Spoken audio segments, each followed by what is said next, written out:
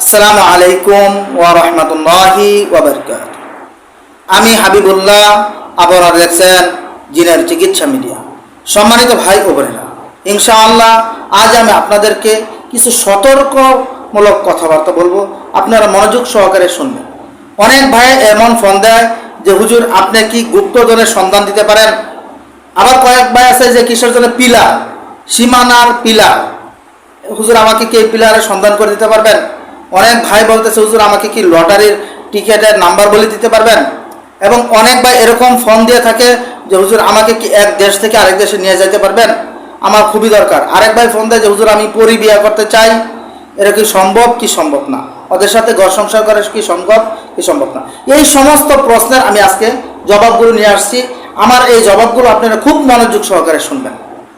যেই ভাই প্রশ্ন করছেন যে আমাকে গুপ্তধনের সন্ধান দিতে পারবেন কি পারবেন না, ভাই গুপ্তধন একটা গুপ্তধন কোটি কোটি টাকার খেলাধুলা।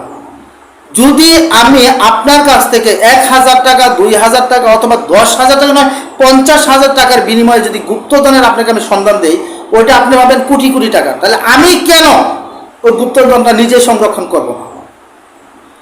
আপনি নিজে বুঝেন, আমার যদি এই ক্ষমতা থাকতো যে ওই গুপ্তধন আমি বাহির করতে পারবো, আমি জানবো কোথায় আছে, তাহলে তো ভাই আমি নিজেই নিতাম, আপনাকে কেন সন্ধান দিতাম। এইগুলো সম্পূর্ণ যারা সন্ধান দেয় সম্পূর্ণরূপে ভুয়া।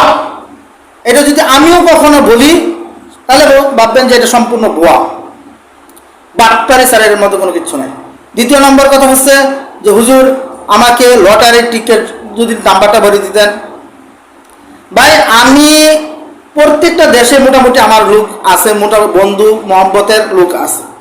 যদি আমি লটারির নাম্বার জানতাম, নিজে আমি জানতে পারতাম, আপনি কোটি কোটি টাকা পাওয়া যাবে একটা লটারি কাটার পর। আমি ওই লোকটাকে, আমার ওই দেশের লোকটাকে আমি বলতাম যে আপনি এই নাম্বারের লটারিটা কাটেন, কাটার পর আপনি অর্ধেকটি নিয়ে নেন, আমাকে অর্ধেকটি দিয়ে দেন।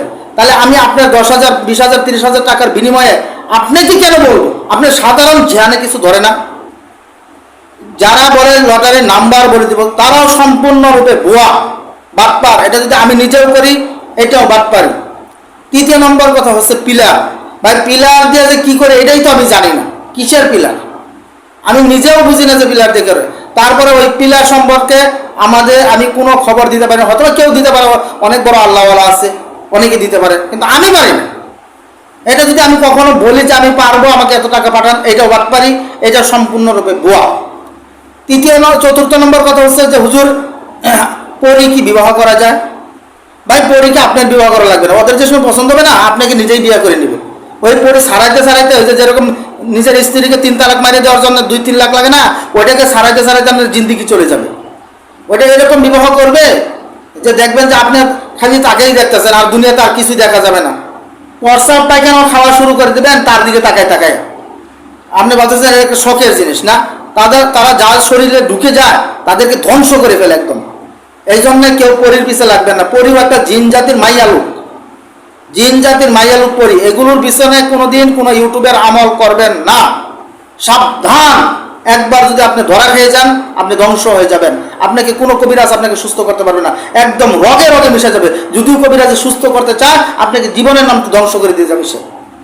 আরেকটি প্রশ্ন হচ্ছে যে হুজুর কি জানি প্রশ্ন করছিল যে আরেক দেশ থেকে কি আরেক দেশে যাওয়া যায় না। ভাই আমার জীবনের সবচেয়ে বড় শখ কি ছিলেন জানেন? আমার হজ করা তো সামর্থ্য নাই। আমার জীবনের সবচেয়ে বড় শখ ছিল যে আমার কাছে যদি কোনোদিন আল্লাহ তাআলা রব্বুল আলামিন 1-1.5 লক্ষ টাকার ব্যবস্থা করে দেয়, তাহলে আমি উমরা করতে যাব। এটা আমার জীবনের সবচেয়ে বড়, এর চেয়ে আর আমার জীবনে কোনো শখ নাই। আমার উমরা করা, নবীর রওজার গোড়ার মক্কা শরীফটা দেখার আমার জীবনের যে এত শখ ছিল, তাহলে ভাই এটা যদি আরেক দেশ থেকে আরেক দেশে জিনে নিয়ে যায়, তো সর্বপ্রথম এই যে ভিডিওটা করতেছি না, এর আগেও আমি কমপক্ষে 100 জিন হাজির কইরা কথা বইলা রুগী দেখা তারপরে ভিডিওটা এই জায়গায় বসছি। আমি কিন্তু মোবাইলটা সরাই নাই। তাহলে ওই জিনদেরকে বলতাম যে ভাই জীবনে আমি আর কবিরাজি করবো না, তুই আমার আপাতত একটু মক্কা শরীফটা দেখাই নিয়া, দরকার হলো যে আনিস না, আমার কমপক্ষে ফালাই তুইয়া। এই যে সম্পূর্ণ ভুয়া।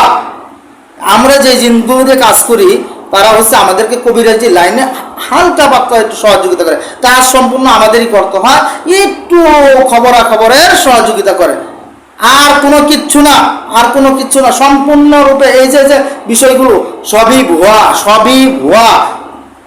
অনেক ভাই আছে যে তাবিজ দেওয়ার পরও মনের আশা পূর্ণ হবে, 10 টাকা করে এই রৌদ্রের মধ্যে বসে বসে তাবিজ ব্যস্ত আছে যে এই তাবিজ কিনলে মনের আশা পূর্ণ হবে। হ্যাঁ, 10 টাকা ব্যস্ত আছে রৌদ্রের মধ্যে বসে বসে, তাই মেন উদ্দেশ্য 10 টাকা করে বেচা সংসার চালানি। তুই এই তাবিজ বিক্রি করতেছ মনের আশা পূর্ণ করার আরেকজনের, সবটি তাবিজ তোর গলাত বান্ধা মনের আশা কর যে আল্লাহ আমার কোটি কোটি টাকা দাও।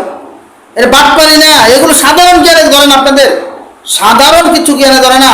আমার এই জায়গায় কোনো জিনের বাসাও নাই, জিনের কিছু নাই। আমি এই জায়গায় রুগীকে বসাই, আমিও বসে বসে আমার কাম কি জানেন? এই যে হুজুর আছে শুনতেছি কিন্তু আমার ভিডিও, আমি এই জায়গায় বসে বসে কোরআন শরীফ পড়ি। আমি জিনদেরকে বলি ভাই তোর সাথে আমার সাফাসাফি মারামারি করার কোনো কিছু নাই, তুই যদি ক্ষমতা পাস বসে থাক, আমারও এতটুকু আল্লাহ রাব্বুল আলামিন শিয়াইছে কোরআন শরীফ পড়ে, আমি কোরআন শরীফ পড়ি। আল্লাহ উত্তম ফয়সালা করেন, আল্লাহ কিছুক্ষণ পড়লে না চিল্লাচিল্লি শুরু করে দেয়। এই কোরআন শরীফ পড়ি আর আমি দ্বিতীয়তে আর কোনো কিছু করতে পারি না। আর আমার কাছে ওই বিভিন্ন রকমের খবরের জন্য কেউ ফোন দিবেন না, যদি ফোন দেন ভাববেন যদি আমি স্বীকার করি কোনো সময়। এখন হয়তো আমি টাকার জন্য করতেছি না, একসময় আমার টাকার প্রয়োজন হবে খুব, আমি বলবো হ্যাঁ পিলার তুলে দিতে পারি, লটারি টিকিট কেটে দিতে পারি, অমুক দেশে নিয়ে যেতে পারি, তাহলে ভাববেন যে ওই যে আগে ভিডিওতে না করে দিচ্ছে যে এটা সম্পূর্ণ বাদ পারি, এখন টাকার মনে প্রয়োজন এই জন্য এইগুলো করতেছে।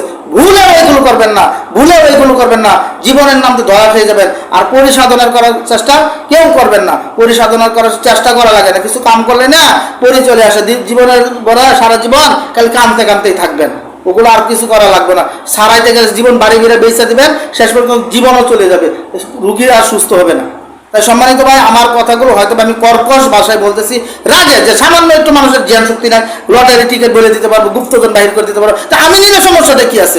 আমি তো 500 টাকার জন্য সারাদিন মানুষের পিছিয়ে পেছাল পাচ্ছি, ভিডিওটা তো বলতেছি টাকার জন্য, তাহলে আমি ওইগুলো করবো না কেন? আমি লটারি টিকিট কেটে আমি ধনী হয়ে যাবো, আর টাকার লোক তো সবারই আছে, আমি গুপ্তধন ভাই আমি ধনী হয়ে যাবো, আরেকজন কেন বলবো? সাধারণ জ্ঞানে ধরে না, আপনাদের সাধারণ জ্ঞানে ধরে না। এই জিনিসগুলো সতর্কতা থাকবেন, খুবই সতর্কতা থাকবেন, খুবই সতর্কতা থাকবেন। এইগুলো সতর্কতা ছাড়া বোকা মানুষ কিন্তু ধরা খায়। আপনি এমন দান করবেন, আমি সাধারণ একটা উদাহরণ দিয়ে শেষ করে দিচ্ছি। একজনে গেছে আর বাড়ি থেকে 10 কিলোমিটার দূরে ওয়াজ হইতেছে, মাহফিল হইতেছে, এমন বয়ান দিছে যে দান করলে বেহেশতে তুমি পাইয়া ফেলবা, 10 টাকা পকেট আছে, আবার গাড়ি ভাড়া, বয়ানে কান্দাস করে এই মহব্বতের ঠেলায়, রুবের ঠেলায় যে বেহেশতি পাই যাবো, আর জীবন আমার কোনো কিছু লাগবে না, 10 টাকা দান করে দিছে, দান করে শেষ, বয়ান ময়ান শেষ, দোয়া মোয়া করে ফেলছে। এখন তো আসার লাগে হাইটে হাইটে আসে আর মুখ করে শালার হুজুর করলে যখন আমার 10 কিলোমিটার হাইটে যাওয়া লাগে, ওন থেকে মুখ করে বাড়িতে, মুখ করে গালি পাইরে বাড়িতে আসতেছে। এমন দান করেন না যে দানের পরে পর আপনার গালি পাওয়া লাগে, এমন বুকামি করেন না যে বুকামি করার পরে আপনার নিজের আফসোস করা লাগে, নিজেকে নিজের ছোট মনে হয়, নিজের লজ্জিত মনে হয়, নিজের ধ্বংসের কাছে চলে যাওয়া লাগে। সাবধান ভাই, সাবধান সাবধান সাবধান। আমরা যে চিকিৎসাটা করি যে জিন এবং জাদুর রুগীকে সামনাসামনি বসানোর পরে কোরআন শরীফ সরাসরি পড়ি, আল্লাহ রাব্বুল আলামিন চাইলে জাদুর রুগী থাকলে জাদু ওই জায়গায় নষ্ট হয়, জিনের রুগী থাকলে পারলে এই জায়গায় জিনের রুগী সুস্থ হয়ে যায়, না পারলে আমরা এমন কিছু প্রসেস, এমন কিছু জিনিস বাতলে দেই যে বাড়িতে যায় 3 দিন 7 দিন 8 দিন, এই জিনিসগুলো সকাল বিকাল মাখতে হয়, খাইতে হয় এবং কিছু অডিও শুনতে হয় আমাদের। আল্লাহ রাব্বুল আলামিন চাইলে এই বিষয়গুলো অতি তাড়াতাড়ি সলভ হয়ে যায়, পরবর্তীতে আমরা একটা ফিনিশিং দিয়ে দিলে রোগীগুলো সুস্থ হয়ে যায়, আল্লাহ চাইলে। হাবিবুল্লাহর কোনো বাফেরও ক্ষমতা নাই যে একটা রোগী সুস্থ করে ফেলবে। সাবধান, হাবিবুল্লাহকে এমন কোনো বিশ্বাস করেন না যার কারণে আপনি নিজে ধোঁকা খেয়ে যান। আমার কাছে আসলে আমি এই জন্য টাকা বেশি রাখি যে আমি সারাদিন যদি ধান কাটতাম, সারাদিন যদি ভ্যান চালাতাম, আমি 600-700-800 টাকা আমি কামাই করতে পারতাম। তাহলে আমি একটা রিস্ক নিয়ে কাজগুলো করতেছি, আমি স্বাভাবিকভাবে আমি একটু টাকাগুলো নিয়ে থাকি, আমি ফ্রিতে করি না। তাই আমার কাছে এমন আশা নিয়ে আসবেন না যে আসলে সুস্থ হয়ে যাবেন, আর এমন কিছু চিন্তা ভাবনা করে ভুল দিবেন না যে হ্যাঁ লটারি টিকিট সব কিছু আমাকে বলে দিবে। তাই ভাই আমার কথা কেউ রাগ করবেন না, সকলে আমার ভাই বন্ধু, অথবা আমি একদিন মারা যাবো এই ভিডিওটা থেকে যাবে, এই জন্যই আমার এই ভিডিওটা করে যে মানুষ ধোঁকা না খায়। সম্মানিত ভাই আমার জন্য দোয়া করবেন, আমি আপনাদের জন্য দোয়া করি। আসসালামু আলাইকুম ওয়া রাহমাতুল্লাহি ওয়া বারাকাতুহু।